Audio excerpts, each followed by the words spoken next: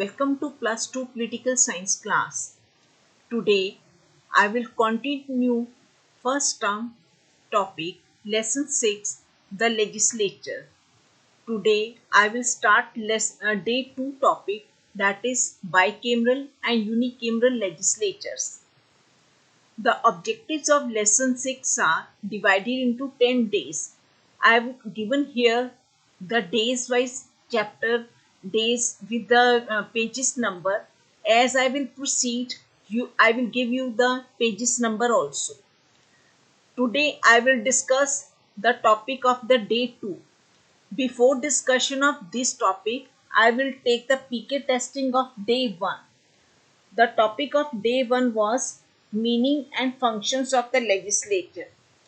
First, I will ask you few questions. Name the 3 organs of the government. Name the 3 organs of the government. Yes, the answer is legislature, executive and judiciary.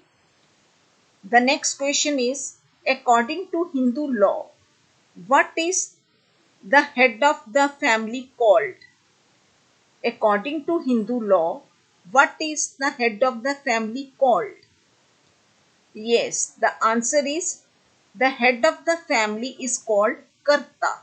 Karta. He is called Karta. The next question is, what was the matter of public interest raised by opposition parties in the Lok Sabha during the question hour of monsoon session 2020? During the monsoon session 2020, what was the matter of public interest raised by the opposition parties? Yes, this is my question. The answer is the opposition parties raised their voice on the matter of security to be provided to the weaker sections who have become jobless and homeless due to COVID-19. Question hour and 0 hour are the timings when the opposition parties can raise questions on the public interest matters.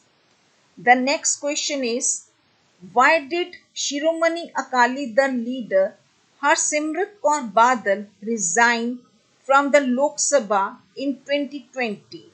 Yes, it's a very famous question. Why did she resign? Come on. She is from Punjab. Yes, she resigned due to her opposition to farm bills passed by the ruling party. Yes, this is also public interest matter. Yes, now let's start today's topic, that is bicameral and unicameral legislature. Okay. Now I will discuss arguments in favor of bicameral legislature. Under this, I will discuss 9 points. The first is, second chamber is a safeguard against the despotism of single chamber. Second point is, second chamber acts as a revising chamber. Third, second chamber lessens the burden of the first house. Fourth, 2 houses better represent public opinion. Fifth, essential for giving representation to special interest. Sixth, bicameralism acts as a source of independence for the executive. Seventh, essential for federation. Eighth, instrument for utilizing the services of the able and the experienced people. And the ninth is, second chamber acts as a source of stability. So these are the arguments in favor of bicameralism. Now there are some arguments against the bicameral legislatures. The critics of bicameralism reject the view that the second chamber is always essential. They oppose bicameralism on the basis of given points. There are also 9 points. The first is, 2 chambers confuse public opinion. Second, problem of organizing the second chamber. Third, no law is passed in a hurry. Fourth, delay in legislation.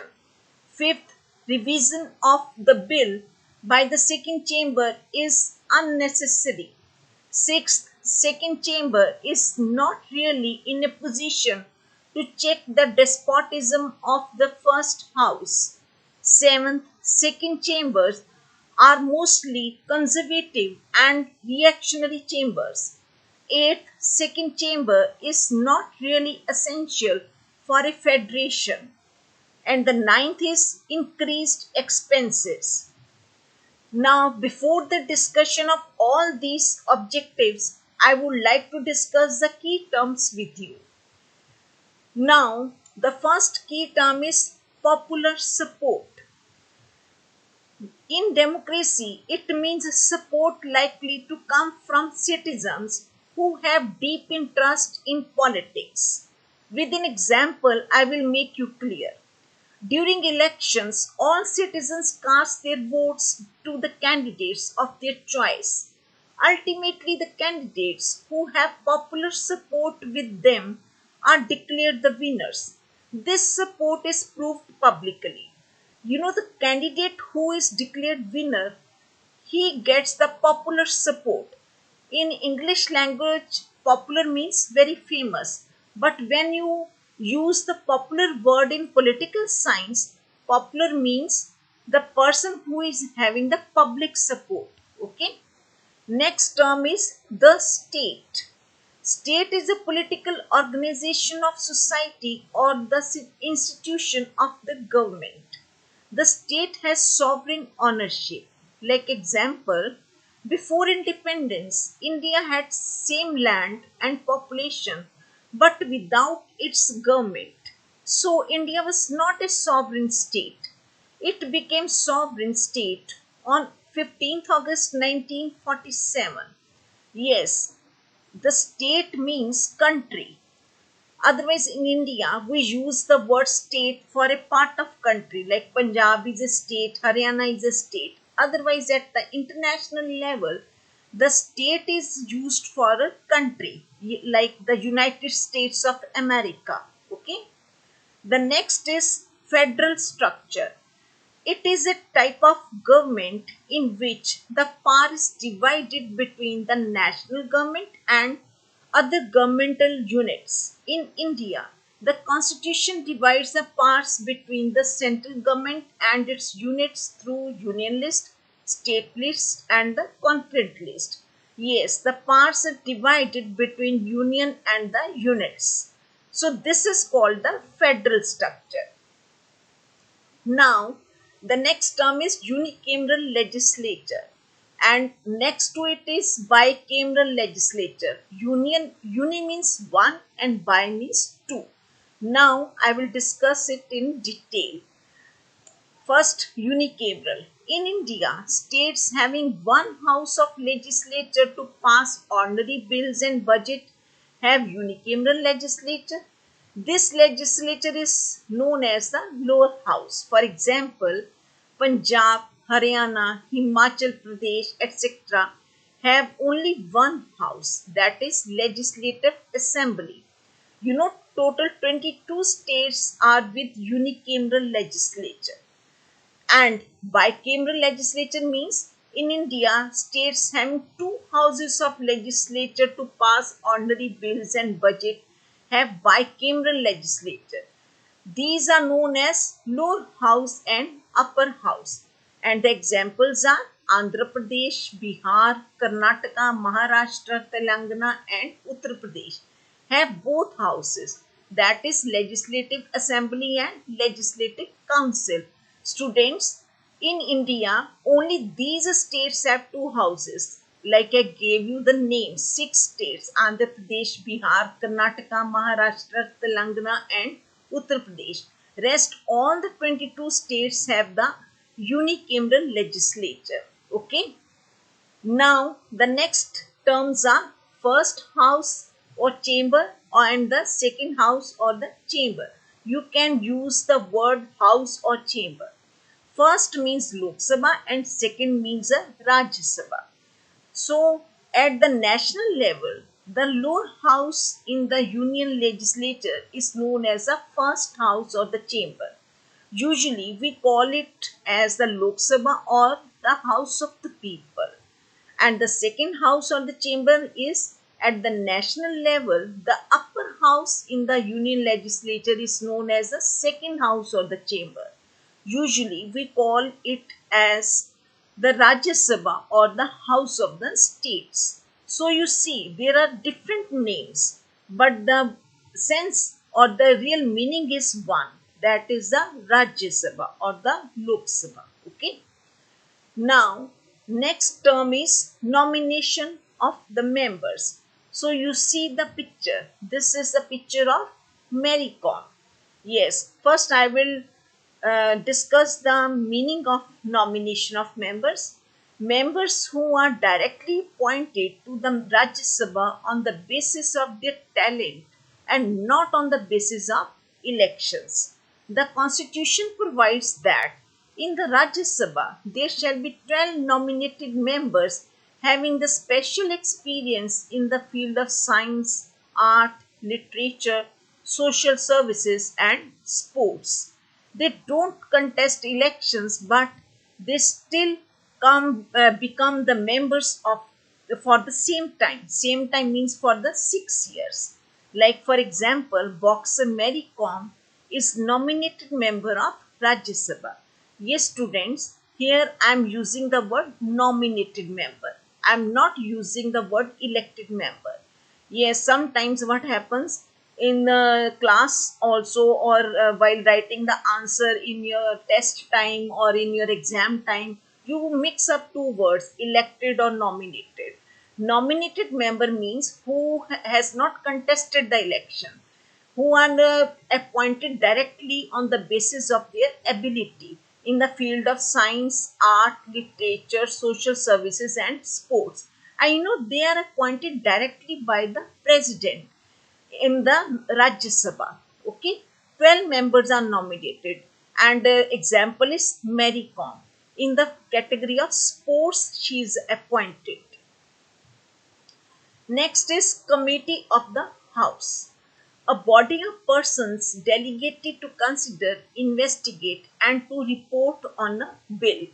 The committee considers each clause of the bill and may make amendments to it. It has now become a part of legislative process to refer the bill to committee during its discussion.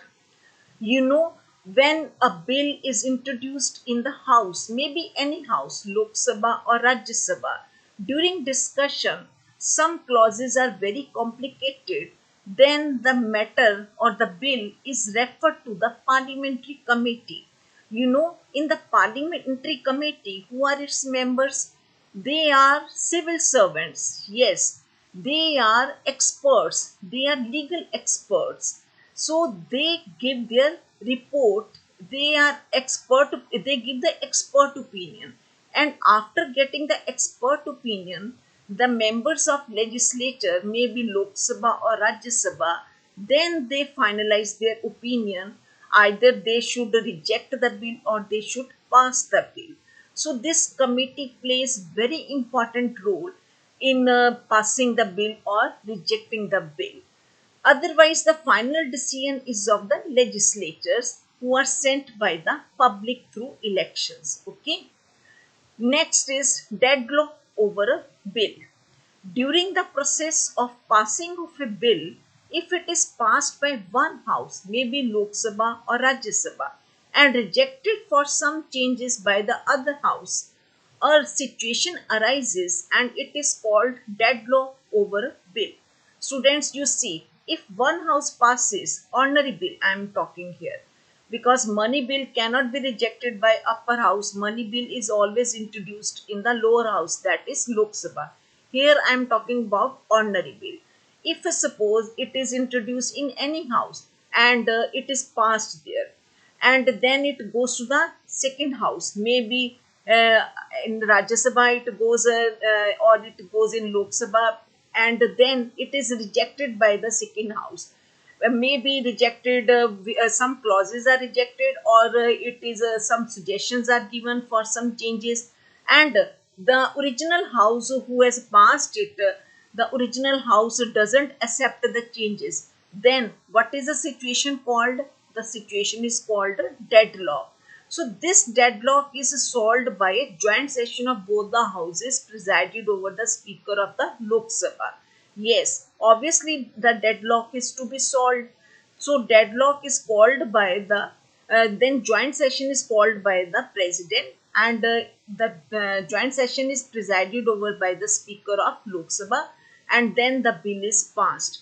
As the member of Lok Sabha are more, so the wish of Lok Sabha prevails, and if the bill is of Lok Sabha members, then it will be passed. Okay. Next is now I am going to start the topic, that is bicameral and unicameral legislatures. First, I will talk about the meaning of the bicameral legislature and unicameral legislature. I will start with an example. I will tell you the countries which have a bicameral legislature. As you know, India is having bicameral. We know that here is a Lok Sabha and Rajya Sabha. So India, UK and USA have bicameral legislatures, that is two houses at the national level to enact the laws. Like Lok Sabha and Rajya Sabha are Indian houses of union legislature. This is very common thing. We all are Indians and we know it very well. In USA, their names are House of Representatives and Senate. House of Representatives is lower house and Senate is the upper house. And in UK, their names are House of Commons and House of Lords. Yes, House of Commons is lower house and House of Lords is upper house. So you must remember their names. So these are the names of bicameral legislatures in India, UK and USA. Now I will come to the unicameral legislatures. Now Portugal and Turkey have unicameral legislatures, that is single house at the national level to enact the laws. Like I will give you their names. Assembly of Republic in Portugal. It is a name of unicameral legislature. And the Grand National Assembly of Turkey in Turkey. So these are the names of unicameral legislature in these two countries. So a bicameral legislature is a legislature with two houses, and a unicameral legislature is a legislature which has a single house. A large number of modern legislatures, particularly of big states, are bicameral legislatures with two houses. Yes, students, if a country is big, then almost they all have bicameral legislatures because the workload is more. So they all have bicameral legislatures. However, several states, mostly the small states, have unicameral legislatures with single house. It is possible that small states have unicameral legislatures as the workload is less. So it is possible in small states. Now, I will discuss the arguments in favor of bicameral legislatures. As in the beginning, I talked about the 9 points. Now, I will discuss the points in detail. The first point is second chamber is a safeguard against the despotism of a single chamber. I will start with the example.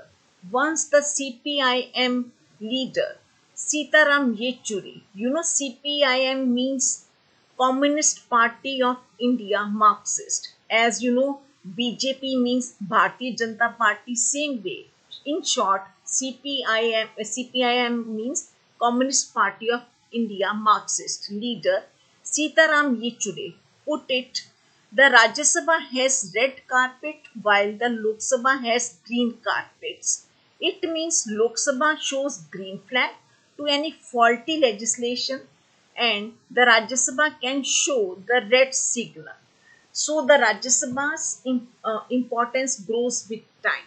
You know, this sentence has a very deep meaning, that Rajya Sabha has red carpets while the Lok Sabha has green carpets. if you see the pictures of Lok Sabha and Rajya Sabha, you will see the carpet colors. The Rajya Sabha carpet color is red and the Lok Sabha carpet color is green. And he has taken it with the signal. Green signal is a indication, means that it is okay, and red color signal is that it is not okay. So according to CPIM leader, ke, Lok Sabha if gives a green signal to any faulty legislation, like nowadays farm laws are faulty legislation according to farmers. So if Lok Sabha has given a green signal to faulty legislation, so Rajya Sabha is there to check it. So this is the importance of the Rajya Sabha. Okay. The second chamber is essential for preventing the first house from becoming arbitrary and despotic. Power corrupts and absolute power corrupts absolutely. As such, a single chamber with all the legislative powers can become corrupt and despotic. The second chamber is needed for keeping the first chamber in a balance and away from tyrannical tendencies. So this is the value of second chamber according to CPIM leader. This is an example. Otherwise, also the second chamber keeps a check on the hasty legislation or faulty legislation of the first house. And the next is the second chamber acts as a revising chamber. Now, example is before becoming an act, a bill has to pass through different stages. Students, here I have used two words. One is act and second is bill. You know, bill means a draft of the law. Means when a draft is prepared and brought in the house, that is called a bill. After getting signature of both the houses and when it is signed by the president, then it is called an act. Okay. The bill is to pass through three stages. First stage is introduction of the bill, means the concerned minister when he brings in the house, maybe Lok Sabha, Rajya Sabha, then the total number of the members who are there in the house, then the copies of the total number of the members equal to that number of the copies are distributed to every member, so that every member comes to know what is a bill. The concerned minister speaks about the purpose of the bill, its objectives of the bill. In detail, he talks about the bill. This way, he introduces the bill. And the second stage is the discussion of the bill.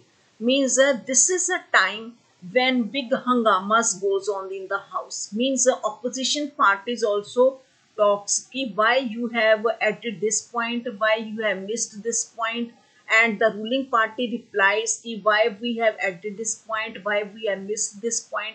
Means everything goes on discussion in the second stage, and the all the legal points on the bill are discussed, and then the bill is referred to the committee, parliamentary committee also.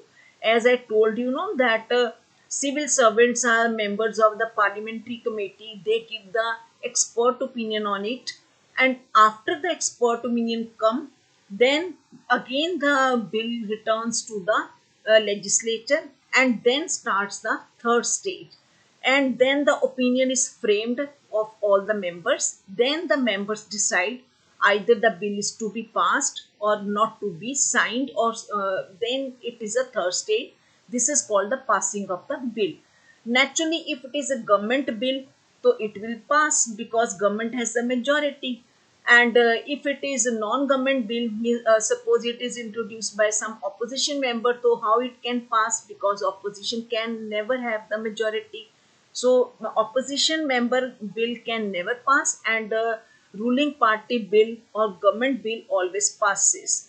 Then after this, it goes to the other house. Other house means if it is passed in the Lok Sabha, it will go to Rajya Sabha. If it is passed in Rajya Sabha, it will go to the Lok Sabha.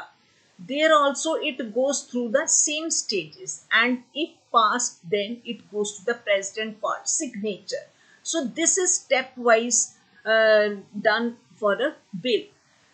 The legislative work of modern welfare state has become highly complex and technical. Technical in the sense because role of committees has come here in the bill. It demands a deep and careful examination of all aspects of measures which are to be enacted into laws. A single chamber can be guilty of both omission of desired laws and commission of errors. There is therefore full justification for having a second chamber for performing the role of a revisor. Here, the opinion of the people is that, experts is that the role of second chamber is like a revisor, because if in the first chamber if any omission of desired laws is done, the second chamber experts in the committee will see what is left out and they will add it, because the committee can do the amendments also. So this is what their role, and then everything is changed. Okay, so second chamber is required. Now the next point is second chamber lessens the burden of the first house. The example is, according to Indian constitution, there are some powers which are enjoyed only by Rajya Sabha. Like I give you an example, as it represents the states of Indian Union, so it can legislate on the matters of state list. It can create new all India services. Like this is an example. Rajya Sabha can only legislate on the subjects of state list. Otherwise, if Lok Sabha legislates on the subject of state list, what will happen? Supreme Court will declare it null and void. Yes, Supreme Court will cancel it, because the Lok Sabha cannot legislate on the subjects of state list, because it will cross its limits this way. But Rajya Sabha can work because Rajya Sabha is representing the states. And secondly, Rajya Sabha can create new all India services like IES is all India service. Such services, if required, can be created only and only by the Rajya Sabha. So this way, the second chamber lessens the burden of the first house. The emergence of welfare state has produced a manifold increase in the scope of the lawmaking. A modern legislature has to pass a large number of laws covering all aspects of social relations.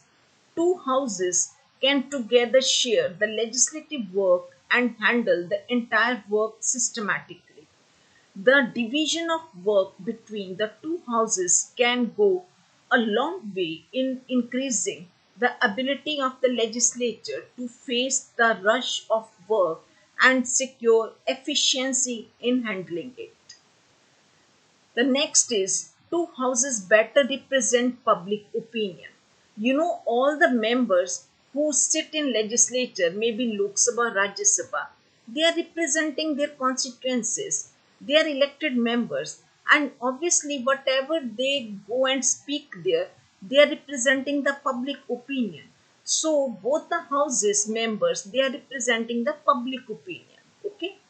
The example is the Lok Sabha members are elected for 5 years. Elections are after every 5 years, because Lok Sabha members are having direct elections, and the Rajya Sabha members for 6 years, with one-third members retiring after every 2 years. Rajya Sabha members are not elected by us, they are indirectly elected. This scheme helps the parliament to maintain continuous contact with public opinion. The reason is Lok Sabha changes after 5 years and Rajya Sabha keeps on changing. This chain continues. So it is a continuous work and public opinion is maintained like this. So the two houses can together correctly act as the barometer of public opinion. A single house can grow out of tune and fail to keep pace with the public opinion. The second house, chosen at a different time, can help the legislature in overcoming this defect and in keeping a to continue contact with the public opinion. Yes, if it is there only one house, suppose Lok Sabha is there, then naturally there will be no contact, continuous contact. It will change after 5 years, means no continuity will be there. But Rajya Sabha is there, which is not dissolving. So one third members are retiring after 2 years.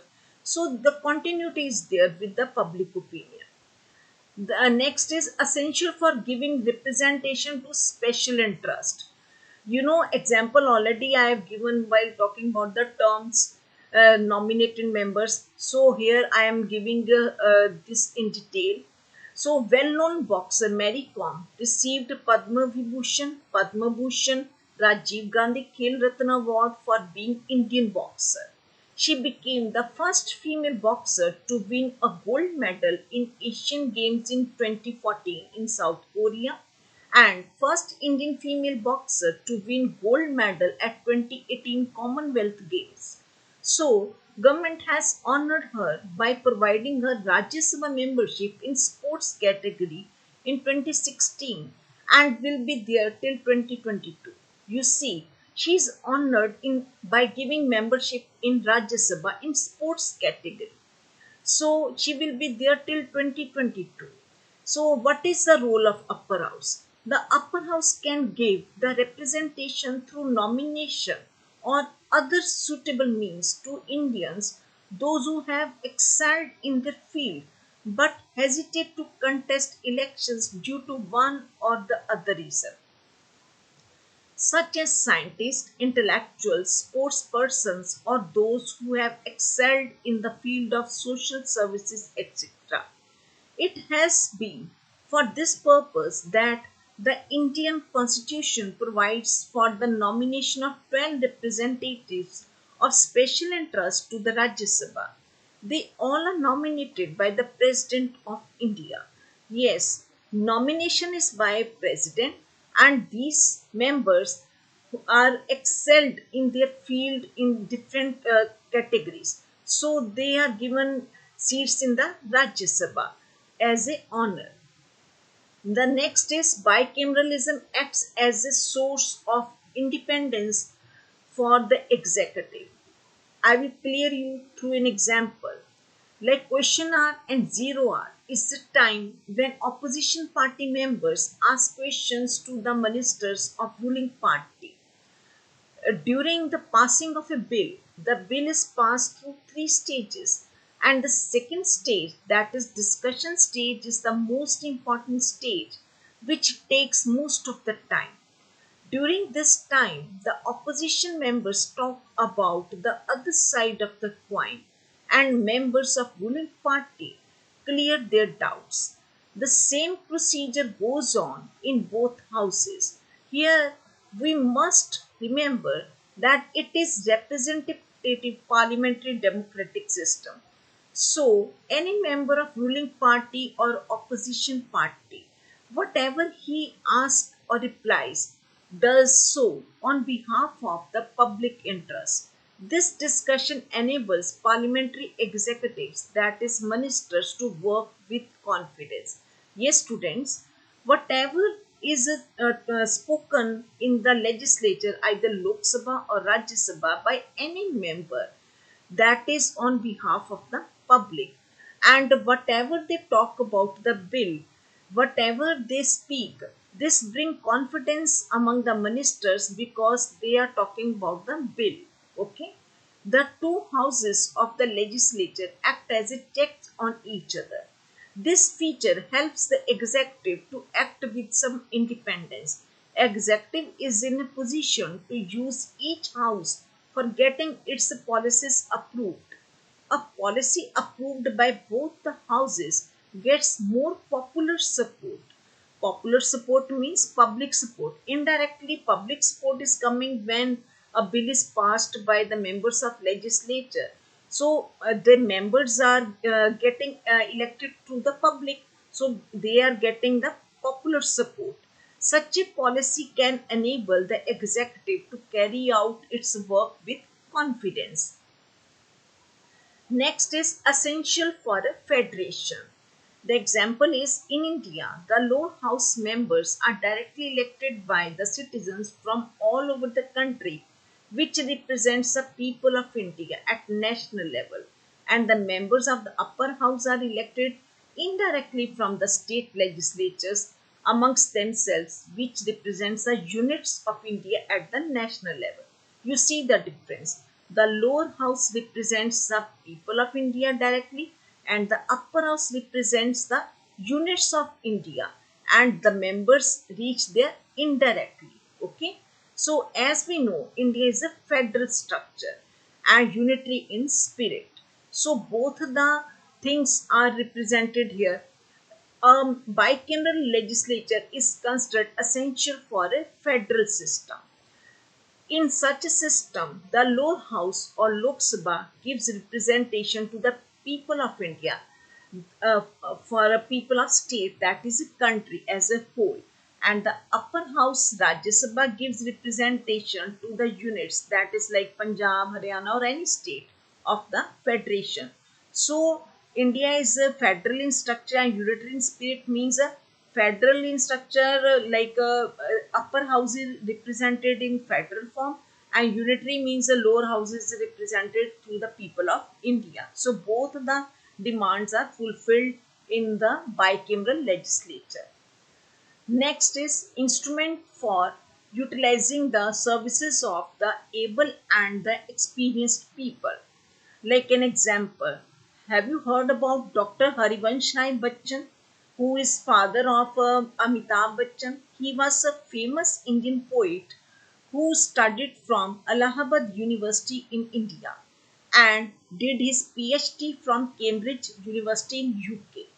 He received Padma Bhushan for his service to Hindi literature and was nominated to the Rajya Sabha from 1966 to 1972. You know, a second chamber makes it possible for the state to use the political and administrative ability of such people who, for some reason, are not in position or are not quite willing to contest elections as they are shy in nature. Yes, those who are shy in nature or due to any reason who don't contest election, Rajya Sabha welcomes them. The government gives them seat, the government honors them in Rajya Sabha. The services of such able people can be used by the nation through nomination in the second chamber. The next point is the second chamber acts as a source of stability. Yes, second chamber is stable. In case of proclamation of national emergency, if the Lok Sabha is dissolved, it is the Rajya Sabha which shoulders all the responsibilities. You know, Lok Sabha can be dissolved even in case of national emergency if the Lok Sabha is dissolved. But if we all know, Rajya Sabha is a permanent house. So Rajya Sabha shoulders the responsibility of the nation. Yes, Rajya Sabha is never dissolved. So here lies the importance of the second chamber. Yes, the lower house members have been given a shorter tenure as against the upper house members who have a longer tenure, and the house is quasi-permanent in character to ensure stability. A member of the Indian Rajya Sabha is given 6 years tenure and the house is never dissolved as a whole. Only one third of its members retire after every 2 years. Yes, house is quasi-permanent means it's not that once a person becomes member, he is living there permanently. The members keeps on going. Means after every 2 years, one third members keeps on retiring, changing. But the house is there permanent. Okay. So this is a value of the upper house in emergency when the Lok Sabha is dissolved, but Rajya Sabha shoulders the responsibilities. Okay. Now, I will discuss the arguments against the bicameral legislature. The critics of bicameralism reject the view that the second chamber is always essential. They oppose bicameralism on the basis of the given points. Now, some critics have their own opinion. According to them, bicameralism is not required. only the lower house can fulfill all the conditions. Okay. The first opinion is the two chambers confuse the public opinion. Now I will clear it through an example. Suppose A and B both belong to the same political party, any party you can imagine, but sitting in different houses, means Lok Sabha, Rajya Sabha. Naturally, they are to follow same ideology and will support their party rather than their region. If A is from Punjab and sitting Rajya Sabha and B is from Kerala and sitting Lok Sabha, now both are at national level and will talk about their party interest and not about their region. Ultimately, they don't represent regional public opinion, rather they represent party opinion. This confuses the public who elects them. Yes, this example, I think so, is enough according to the critics. Critics say when the members reach at the national level, they are to talk about their party interest. They are not to talk about their regional interest. They are to forget about region. They are to talk about the national interest and their party interest. And this ultimately confuses the public because the public elects them for their region. Okay. The critics argue that public opinion is one and can be represented by the single chamber. Sovereignty is one and people are sovereign. So their will is one and can't be divided. They are best represented by a single chamber. Two chambers confuse public opinion, particularly when one chamber differs from the second. Yes, it can happen.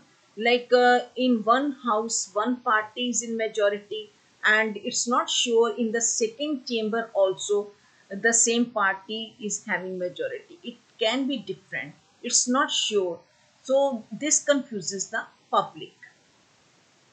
The next critics, according to critics, the next point is problem of organizing the second chamber. Like an example of UK is here. The hereditary and nominated character of the House of Lords in UK has made it a secondary and almost useless house. As against this, the US Senate, because of its small size, direct election, and long tenure, has become more powerful than the directly elected House of Representatives. Now, here I have given you examples of UK and USA. Both upper houses examples I have given. House of Lords is upper house in UK and the Senate is upper house in US. Now let's come to India. The Indian experiment of balancing by making Rajya Sabha neither as powerless as British House of Lords nor as powerful as the US Senate has also failed to provide the expected results as the Rajya Sabha has not been fully successful in exercising control or sharing work with Lok Sabha. As such, there is available no sound method for organizing the second chamber. Yes, according to critics, in India also, the Rajya Sabha has not been so successful in sharing the work with the Lok Sabha. As Lok Sabha is working so with responsibility, but Rajya Sabha is not working with so responsibility. So Rajya Sabha has not been so successful. Okay. The next is problem of organizing second chamber. It is a universal rule that the first house should be a directly elected house of people. That's because it is in every country the first house is always a directly elected people. However, there exists no consensus regarding the organization of the second chamber. As I have given you example in UK, USA, both have different systems. So India has maintained some system, but it has not been so successful. Rajya Sabha has not been so successful in fulfilling its responsibility as we compare, as we expect from Rajya Sabha. The next is no law is passed in a hurry. That is also the opinion of critics. Like an example is The parliamentary committees are established to study and deal with various matters to be handled by the legislature, and these committees also monitor the functioning of the executive branch. Yes, I told you while discussing the key terms, there is a big role of parliamentary committees when the bill is introduced in the legislature. Then parliamentary committees gives the expert opinions, because in committees the members are civil servants, so they give the expert opinion. In India, there is no such rule to ensure all the bills to be referred to the committees, but still convention is laid to refer complicated bills to the committee, which helps in making the things better, and the committee works on it systematically. In the present system of lawmaking, in which a bill has to go through several stages, including the committee stage, there is no need for a second house. The system of lawmaking, as it operates today, eliminates the chances of ill considered and hasty legislation by a second chamber. Hence, the second chamber is not needed. So, according to critics, when in the house the bill is introduced, there is complete debate, and then the bill is referred to committee also, there is expert opinion, then why there is a need of the second chamber? There is no need, because already the bill has been properly criticized and properly examined by the committee. So it is just a formality. The bill is not passed in a hurry in the one house only. It is completely examined in the one house. There is no need of the second house. Next is delay in legislation. The example is the constitution provides that there can't be a deadlock over the money bill, because the Rajya Sabha can keep it only for 14 days, but there is no time limit for the ordinary bill. The ordinary bill can be sent back to the Lok Sabha with some suggestions, but if disagreed by the Lok Sabha, it can result in a deadlock, and ultimately there will be a joint session to solve the matter. This full process takes time and delays work. Yes, it can happen. It is not possible in case of money bill, because money bill is always introduced in Lok Sabha, and it is allowed to keep Rajya Sabha only for 14 days. But in ordinary bills matter, the other house can keep for unlimited time. And what it results in? It results in the delay of legislation. So the upper house delays the work. The second chamber is always a source of unwanted delay. A bill has to pass through several stages in one house before getting passed. A committee of the house always examines in detail, and this report also guides the house. In second chamber also, it goes through the same process. This causes unwanted delay, particularly when the second chamber sends it back to the first chamber for the reconsideration on the basis of amendments proposed by it. In this process, the legislation gets delayed. Amendments proposed by it means the deadlock period. So when the deadlock arises, it delays everything. So delaying legislation sometimes it harms the nation. So the critics say it is not required. Next is revision of the bill by the second chamber is unnecessary. The critics of bicameralism reject the argument that the second house is needed for revising the bill. They argue first that the revision is unnecessary because the bill is revised thrice by the first house before it is passed. In the beginning of the topic, I told there are three stages of a bill. So according to critics, they say there are three revision of the bill before it is passed. And second argument is the emergence of well organized committee system has made the revision of the bill by second house no longer required. According to them, the committees are also formed when committee system has started, then what is the need of the second chamber? So there is no need. Now the next argument is second chamber is not really in position to check the despotism of the first house. Yes. For example, according to the Indian Constitution, an honorary bill can be introduced in any house, and then after the approval of that house, it will go to the other house. But in reality, in most of the cases, it is introduced in the Lok Sabha. You know why it is introduced in the Lok Sabha? Because a bill is always introduced by the concerned department minister. The reason behind is that the bills are introduced by the concerned department ministers, and almost all of them are in the members of the Lok Sabha. Hardly one or two ministers may belong to the Rajya Sabha. So, when the bill is introduced and passed in the Lok Sabha, then the Rajya Sabha has a less effective role. This is the opinion of the critics. But here are some exceptions.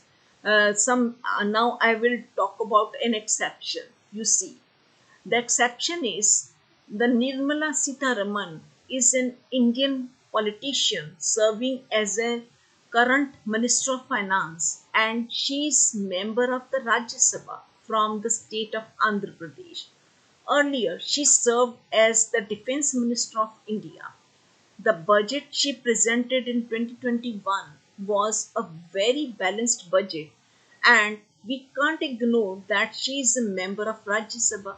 So, according to critics, in actual practice, the second chamber is never in a position to check the despotism of the first chamber. It merely works as a delaying house. The Indian Rajya Sabha can delay a money bill for 14 days only and ordinary bills for a little longer duration. As such, there is no need for retaining the second chamber because it is seldom able to play the desired role in an effective way. But here the case is different. Okay. Now, the next point is second chambers are mostly conservative and reactionary chambers.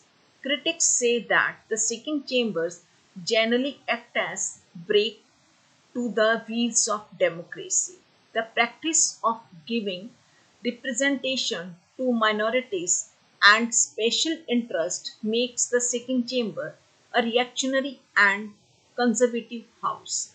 In this way, it performs a negative role of blocking the efforts of the democratic lower house towards social reforms and changes, because according to critics they don't accept the social reforms and changes so easily. Next is second chamber is not really essential for a federation. Like an example is a congressman is congressman whether he sits in the Indian Lok Sabha or the Rajya Sabha. Thus, the growth of the political parties has made the second chamber of the federal system to forget its role as the defender of the rights of the federal units. While sitting in the house, they forget that they are sent to represent their regional interests. Rather, they focus on the interest of their parties only. Yes, upper house is representing their regional interest otherwise, because in federal structure they are to represent their federal units, but they forget about it. They represent, they look for their party interest. So according to critics, then this purpose become waste. So this upper house is useless now. The importance of the second chamber as the representative of the units of a federation has also lost its relevance because of the role of the political parties in every political system. Since every election is fought on party basis, the second chamber too represents party interest and not the units of the federation. It seldom votes on state basis. Yes, it does not vote on state basis. It votes on the party basis. Now, The next point is increased expenses. I will clear it through an example. During the session of the House, all the member parliaments from all over India come and stay in New Delhi. You know why in New Delhi? Because Parliament House is in New Delhi and they are to attend the session. It takes almost 2 months. Yes, session is not for a 1 or 2 days. It takes almost 2 months. They get complete stay and security arrangements with food and local transport arrangements by the government along with the daily allowances. So, what is it? It all needs money for the arrangements. So, according to critics, it increased expenses on the government. So, the existence of the two chambers means more burden on the finances of the state, and that too without any real advantage. The amount of expenditure is always much more than the amount and quality of work done by the second chamber. It merely repeats the work of the first chamber.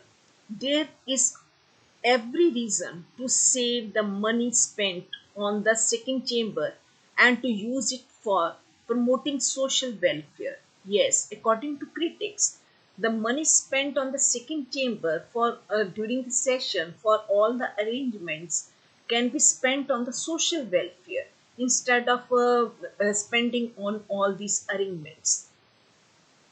So I come to the conclusion that on the basis of all these arguments, we can conclude that the case in favor of bicameralism is stronger than the case for unicameralism because India is a federal in structure and unitary in spirit.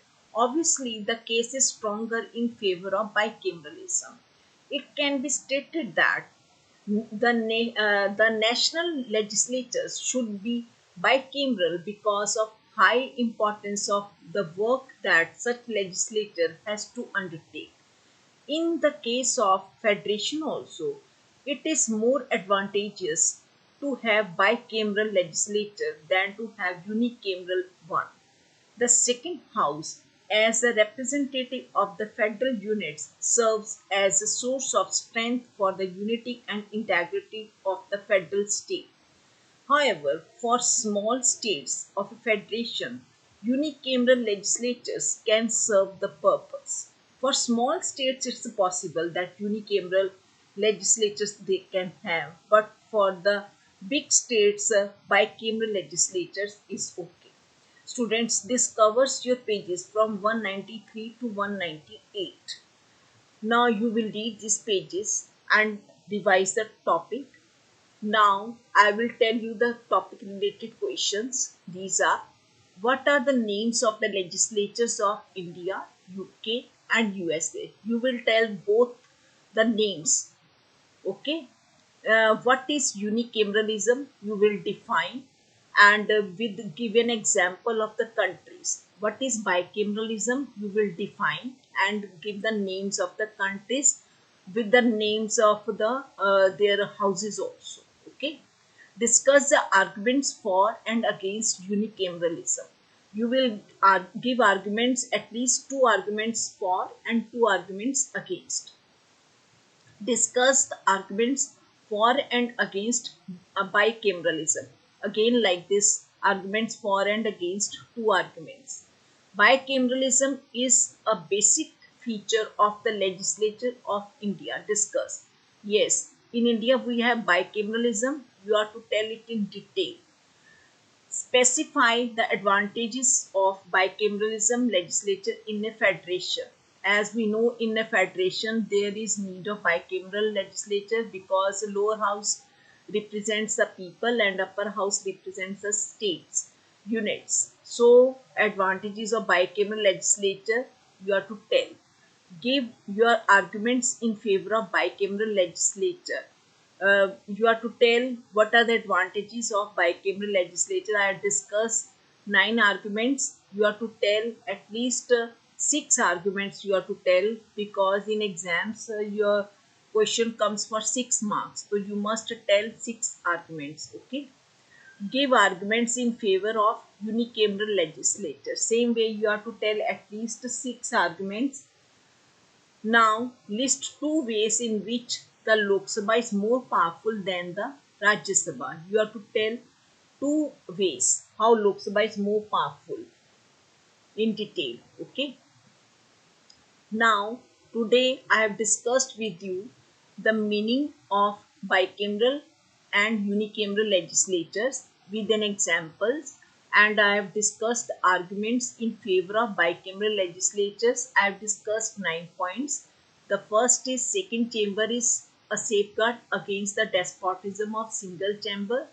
Now second is second chamber acts as a revising chamber. Then second chamber lessens the burden of the first house. Then two houses better represent public opinion. Then essential for giving representation to special interest. Then bicameralism acts as a source of independence for the executive. Then essential for federation. Then instrument for utilizing the services of the able and the experienced people. Then second chamber acts as a source of stability. And there are some arguments against the bicameral legislatures. Under this, I have discussed 9 points. First is two chambers confuse public opinion. Then problem of organizing the second chamber. Then no law is passed in a hurry. Then delay in legislation. Then division of the bill by the second chamber is unnecessary. Then second chamber is not really in a position to check the despotism of the first house. Then second chambers are mostly conservative and reactionary chambers. Then second chamber is not really essential for a federation. Then increased expenses. Students, I hope you are clear about the full topic, and now you will revise the topic, see the video again, and do the topic related question. Okay. Now next time I will discuss the next topic. Okay. Till then, goodbye. Thank you.